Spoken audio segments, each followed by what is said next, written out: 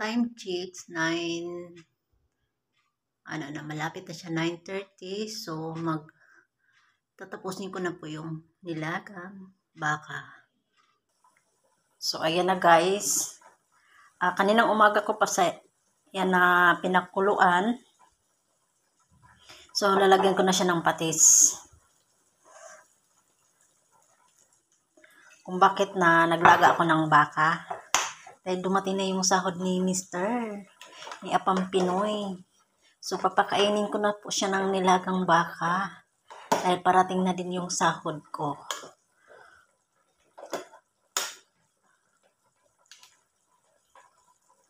So, lagyan ko ng asin. So, tikman natin. Hindi siya maalat. Dahil may patis. 10:15, dumating na si Apam galing sa trabaho. So, ito yung nilaga ko na walang mais. Ayaw niya na may mais. So, ganyan lang siya. At lagyan ko ng beans mamaya. At saka Chinese pichay at saka repolyo.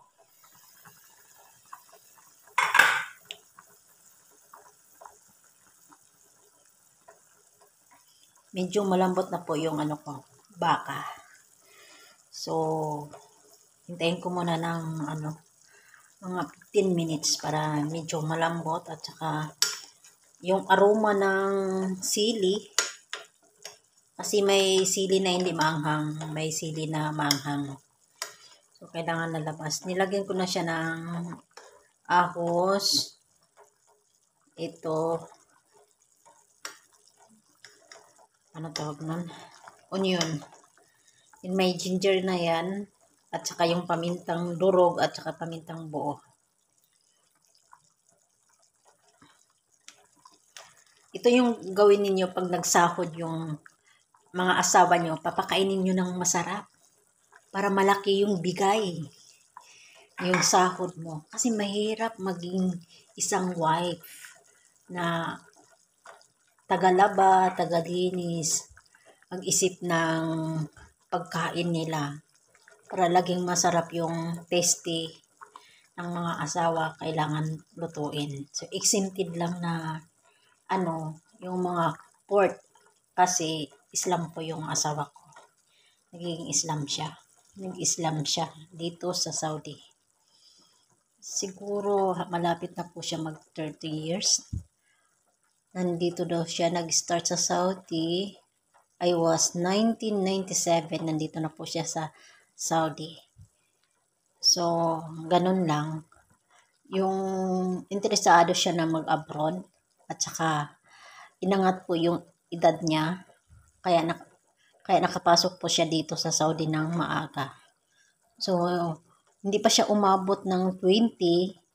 Mag-running 19 pa lang siya. Nandito na po siya sa Saudi. Kasi, masipag siya sa gawaing sa labas. Yung mga construction, electrician, marami na siyang natutunan sa abroad. Kaya, unti-unti siyang umaangat yung trabaho. So, ganun sa awa ng Diyos. Kahit na dumating siya ng 5 taon, siguro mahigit na 10 taon ng time na yun. Or mahigit na 10 taon na dumapa siya. So, bumangon siya ulit. Yung nadapa siya, doon lang kami nagkilala sa site. So, sabi ko sa kanya, mag-open siya ng mga online na naghahanap ng trabaho na pwede na walang ikama or passport. Kasi pwede ka magtatrabaho kahit basta mayroon pa kang visa or ikama. So, hindi pa expire yung visa niya. Ang problema lang, yung unang kumpanya niya na pangalawang kumpanya na tinarabahan niya, nagkakaroon ng problema. Lahat ng empleyado, sinunog yung passport nila. So, ang hawak lang niya, kontrata, mga papers, tapos Yung kailangan lang yung hawak niya, hindi na hawak niya yung passport niya. At lahat ng mga kasama niya, ganun din nangyari. So, takpan muna natin yan.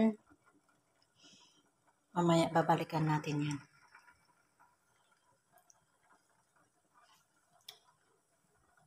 So, ito, ready na ang beans, repolyo, at saka Chinese pichay. Mayroon akong dahon sibuyas. So, continue tayo sa kwento ng asawa ko. Bakit siya umabot na mag 30 years dito sa Saudi? Dahil dumapa siya, bumangon siya ulit. Yung nagkilala kami na dumapa siya, wala siyang trabaho, nasa polo siya, nagpakain sa kanila yung polo. At sobrang awa ako dahil ako may trabaho, siya wala. So, naging friend kami sa site hanggang naging kami. So, sabi ko sa kanya, habang mayroon siyang cellphone or laptop na pwedeng humanap ng mga online na naghahanap ng mga agency sa kumpanya na pwede lang yung visa gagamitin or dati niyang mga papel. So, ang unang niyang nilapitan, yung tagalagay ng kamera sa mga bahay or kahit na anong bahay man or mga store o mga mall. Yun ang unang pinasukan niya. Wala siyang ikamad noon at saka passport. So, on call lang sila. Yung on call na yun, ang humawak sa kanila ay isang Muslim na Pilipino. Bali, Islam din siya. Sa sobrang tagal na dito sa Saudi, nagiging Islam, nagiging tagabasa po siya ng Bible dito sa nagsishare siya sa mga Pilipino at tumutulong din siya ng mga Pilipino. So, doon siya, yun ang humawak sa kanya hanggat kinuha siya, nandoon na siya sa bahay ng mga balik Islam. Doon na siya tumira yata siya ng 6 months. Sabi ko, nakaipon-ipon na siya. Sabi ko, mag-open ka ulit ng kung anong available na anong tawag ng mga company na yung naranasan na yung trabaho na yun. So, nagiging office manager naman siya dati. Office manager yata. So, mabilis lang siya natanggap. 3 kumpanya na daanan niya. Yung kumpanya ng tagagawa po ng line ng mga kuryente at saka line ng kamera. Gumagawa na sila ng tagalagay sila ng kamera hanggang lumipat siya. Sabi ko, mag-open ka ulit. Nag-open naman din siya ulit. So, successful po yung pag-open niya dahil yung manager na yun, Bisaya, taga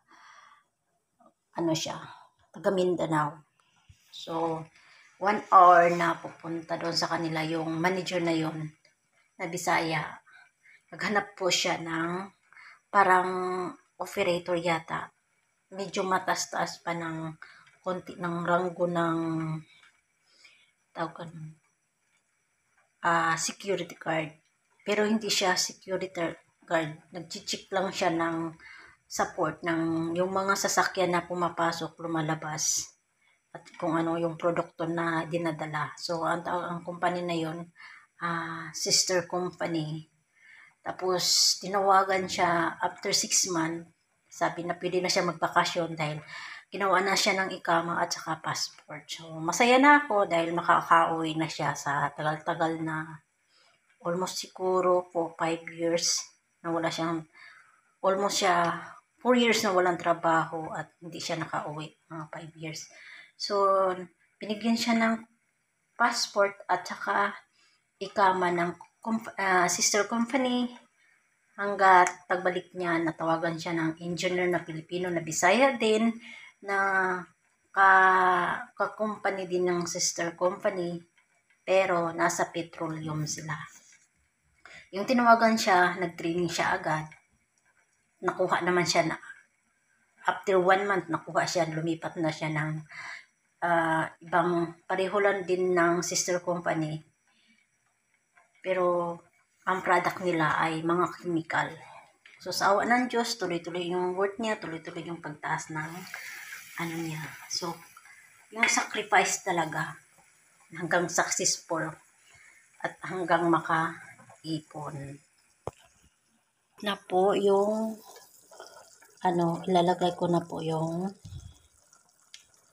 beans.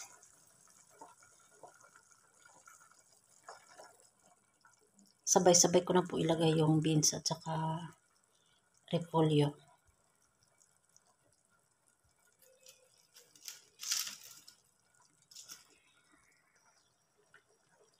So, ayan guys. Ito na, malapit na po yung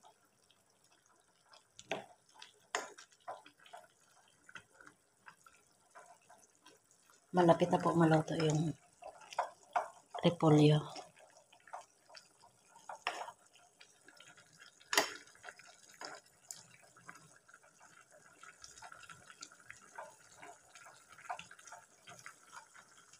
So, ayan guys, isabay ko na po yung ang tawag nito, cheese pichay at saka sibuyas dahon. Yung green na talaga yung tawag nun.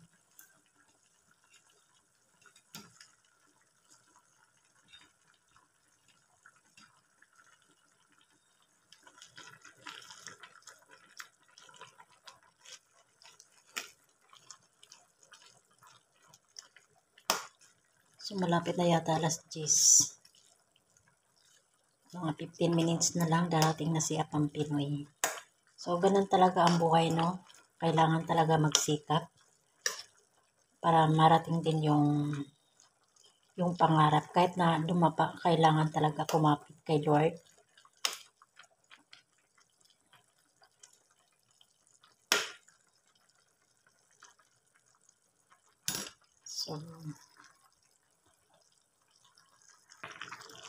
So, ayan na po, final. Nilagay ko na po yung sarap. Ayusin, no? Oh, pinakain ko na siya ng nilaga na baka. Nalalasap. May isda pa siya. Pinakain ko siyang nilagang baka dahil parating na rin yung sahod. Kaya pinakain ko na siya ng nilagang baka. Kasi nakita niya na yung sahod ko. Nauna pa siya magsunod ng sahod.